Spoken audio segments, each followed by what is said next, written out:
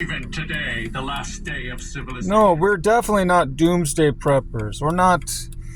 We don't long to see end time prophecies fulfilled on the negative way, as far as the Christian, Judeo-Christian, or whatever other faiths or religions feel that there's prophecy yet to be fulfilled in human history. Kind of a futuristic, unprecedented historical event that's supposed to be yet still future. No, we're not looking for doom. We're not like the ancient Aztecs, and where they prophesied on the Mayan calendar, or the Mayans, where they predicted doomsday supposedly on 2012. No, we're not part of that group. We don't wish for true believers don't wish for harm on other individuals or their nations or their peoples. We don't wish for destruction. We don't wish to destroy anyone. We don't wish to impose hardship and suffering on humanity. It's just trying to interpret. Some people have an honest quest to try to interpret Scripture. Some use it more in kind of in line with a Ouija board. People who practice the occult. They want to see what happens next. They read their horoscopes.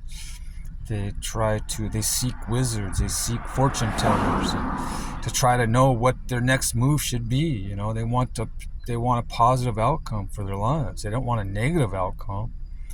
They want to know what's going to happen to them in their best interest. They're looking out to promote self. Usually, if there's any kind of hatred going on, they wish hatred on other people, their enemies. But true religion says to love your enemies, even, not to hate anyone. So no, we're not doomsday preppers. We don't want to help bring in the apocalypse. That's the impression that people probably get, especially non-believers, when they watch religious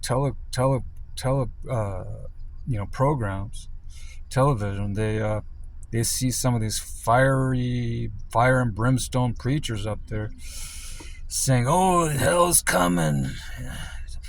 People, the judgment's coming. They're going to be suffering and torment and hell and the great tribulation that's supposed to happen.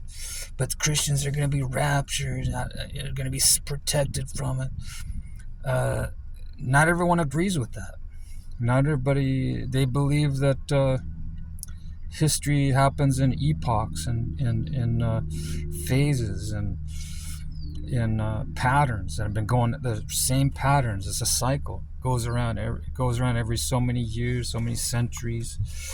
It comes around. You have a period of catastrophe, then you have a period of mending and repairing and healing, and then the cycle goes back around. It starts over and then it repairs itself. And kind of like Mount St. Helens. Remember Mount St. Helens, the devastation that it caused? Well, man, Spirit Lake, all that was covered with ash. It was destroyed, the topography, everything. Now it's beautiful again. The trees grew back, the flowers, the ashes now, diluted and mixed in with the soil and under fresh layers of soil and dirt. And the atmosphere cleaned it up. Nature did that. And maybe God had his hand in it as well, directly.